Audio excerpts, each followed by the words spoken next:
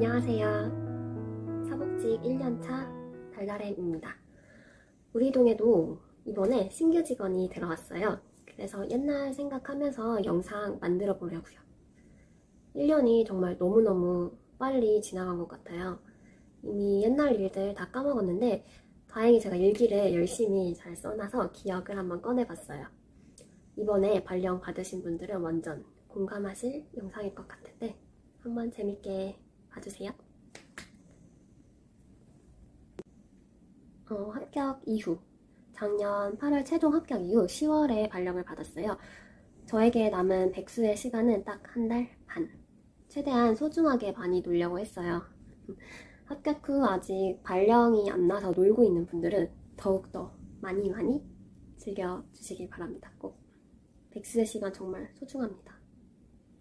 저의 첫 업무는 동행정복지센터로 발령을 받았고 지금도 계속 똑같은 데서 일을 하고 있어요. 이번에 신규 직원이 들어오면서 업무 분장은 바뀌었는데요. 처음에는 아동, 청소년, 노인복지를 주로 업무를 맡았어요. 처음에 구청, 시청 발령보다는 읍명동에서 신청 접수 받는 것부터 시작하는 게 일 배우기에는 좀 좋은 것 같기는 해요. 저희 시는 처음에 다 동으로 보내던데 그렇지 않은 지역들도 있더라고요. 동에서의 처음 업무는 대부분 아동, 청소년, 노인, 장애인 이쪽으로 이 안에서 할 확률이 높아요. 그러면 저는 무슨 일을 했냐면 아동, 청소년, 노인 이거 세 가지가 주 업무였는데 아동 업무는 보육료, 양육수당, 유아학비 자격을 전환을 해주는 거고요. 출생신고 후에 지원되는 서비스들 아동수당이나 양육수당이나 출산장려금, 산후조리비 이런 거 접수하는 거 했고 또 아동 전수조사 예를 들어서 1년에 한 번씩 만 3세 아동 전수조사 하는 것도 있었고 또 예방접종 그런 거 안 한 애들만 또 명단이 내려오더라고요. 그 안 한 애들도 전수조사 한 거 했었고 가정위탁 아동들한테 지원되는 서비스들 지원하는 것도 있고 그리고 아동급식, 도시락 사업 있어서 그거 하는 것도 있고 아이돌보미 서비스라고 해서 정부 지원 자격 신청은 주민센터에서 하거든요. 그거 접수 받는 거 하고요. 청소년 업무는 거의 주로가 청소년증 신청 접수 받고 학교 밖 청소년 바우처 그리고 여성 청소년들 생리대 바우처 하는 것도 있고 교복지원금 신청해서 접수 받는 것도 하고 있어요. 그리고 노인 업무는 제일 큰 업무는 기초연금 그리고 노인 일자리 아침마다 출석 체크해야 되고 노인 맞춤 돌봄 서비스도 접수받고 장기요양 신청 국민연금공단에다가 대행으로 보내주는 것도 하고 있어요. 그의 업무로서는 팀 사무 역할 아침에 복무관리 올려주는 거 그거 하고 DDBC와 통장이나 문화놀이 카드 이렇게 아동, 청소년, 노인 그 밖의 업무들로 일을 하고 있었습니다.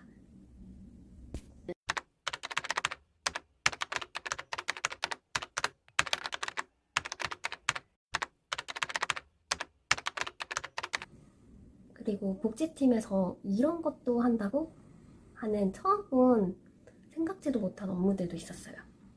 첫 번째는 수급자들한테 쓰레기 봉투나 음식물 쓰레기 봉투를 주는 것도 하고 또 두 번째는 전기, 도시가스, 난방, 핸드폰 요금 그런 감면할 수 있는 서비스들을 대행으로 신청을 접수를 해줘요. 그리고 쌀도 신청을 접수해줘요. 그 생계의료 수급자는 쌀 10kg가 무려 2,000원 밖에 안 하고 주거수급자나 차상위는 11,000원. 그래서 이런 것도 주민센터에서 하는 줄은 전혀 정말 아예 몰랐거든요. 그래서 수급자랑 차상위 분들이 쓰레기 봉투 받으러 오시고 감면 서비스 신청하러 온다는 게 저한테는 되게 좀 충격적이었어요. 업무 인수인계에 대해서 얘기를 해볼게요. 대부분 신규가 충원되는 것이 아니라면은 선임자가 다른 곳으로 떠나버리니까 알려줄 시간이 진짜 하루 이틀 사이 몇 시간 뿐이에요. 그래서 많은 신규분들이 멘붕일 거예요. 하지만 저는 다행히도 결혼이었던 자리에 들어가게 되어서 선임자가 계속 옆에서 알려줄 수가 있었어요. 완전 받았었죠. 그래도 전 직장처럼 업무 인수인계가 수십 장 있고 그런 거는 전혀 없었어요. 전 직장은 막 체계적으로 자세히 알려주려고 하고 인수인계서 이 서류 자체가 되게 중요하고 정리가 잘 되어 있는데 여기는 기초적인 것들 예를 들어서 뭐 전화 사용법이나 전화 예절, 메모 남기는 법 복사기 쓰는 법, 공문 쓰는 법, 그런 아주 기본적인 것도 옆에서 잘 알려줬는데 공무원은 아니더라고요. 매뉴얼은 스스로 만들어야 되고 먼저 알려주는 경우보다는 본인이 직접 계속 물어봐야 하는 시스템인 것 같아요. 오시는 민원인들마다 저의 연습이 되었어요. 처음에는 옆에서 하는 거 보고 그 다음에는 제가 응대를 해보고 그렇게 오시는 민원인들 통해 업무 배우면서도 또 그 와중에 전화 응대도 계속 해야 되고 선임 주무관님도 본인 업무를 해야 되니까 저한테 계속 신경 써줄 수 있는 건 아니거든요.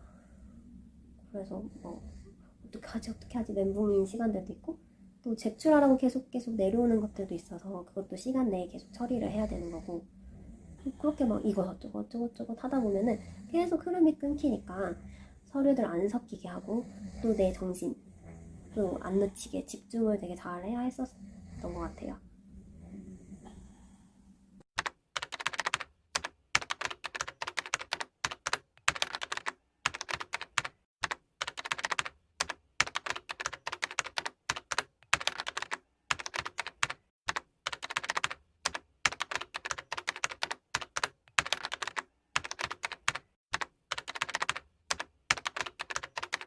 그리고 선임들이 정말 대단해 보이더라고요.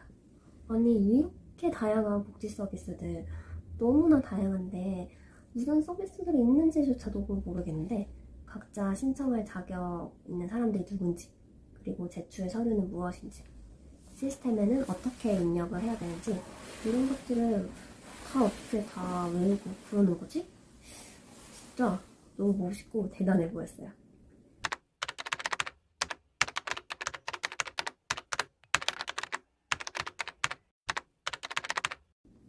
또 업무가 되게 많다고 생각을 들었어요. 왜 이렇게 오시는 사람들마다 민원인들마다 다 내 거 업무만 오는 것 같은지 아동, 청소년, 노인 이것만 자꾸 오는 것 같은 거예요. 그거 아니면 장애인, 아니면 수급자 상담 다른 게 다양하게 있긴 했지만 처음 느껴보는 저로서는 자꾸 제 업무만 오는 것처럼 느껴졌었어요.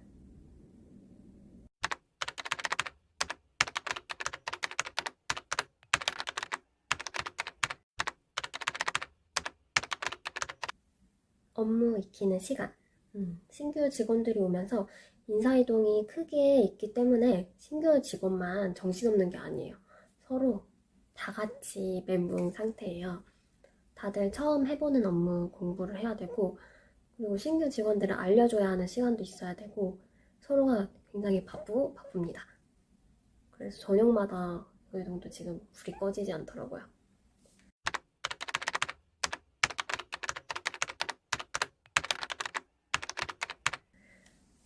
그래서 서로 바쁘기 때문에 선임들에게 물어보기 어려운 상황에서는 근처 동 직원들한테 물어봐야 돼요. 서로 도와가면서 내가 아는 부분을 알려주고 저분이 모르는 건 내가 알려주고 도와가면서 하면은 좋습니다. 동기들도 있고 동기가 아닌 선임들도 있을 수도 있는데 옆동에 그냥 전화하면은 다들 친절하게 알려주실 거예요. 저도 물어봤고 다른 데서도 물어보고 그러더라고요.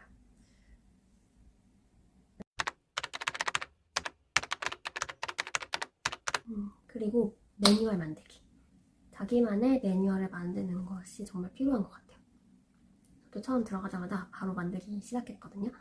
서비스 신청 자격, 대상 자격, 다음에 필요 서류, 시스템 입력 방법들, 그리고 마지막에는 보관을 해야 되는지 아니면 원본을 국장이나 시청으로 보내야 되는지 그런 일련의 과정들을 엑셀에 다 적어 놓으면은 민원인들 올 때마다 딱딱 찾아서 설명해 주기가 되게 편하고 그리고 새로운 업무를 알 때마다 계속 업데이트 하기도 되게 편하고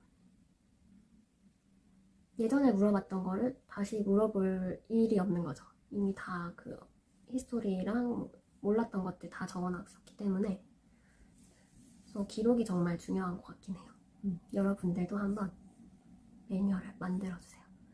나중에 제 후임자한테도 보여주기도 좋고 업무 대행자 선임들한테도 보여주기도 좋고 좋습니다.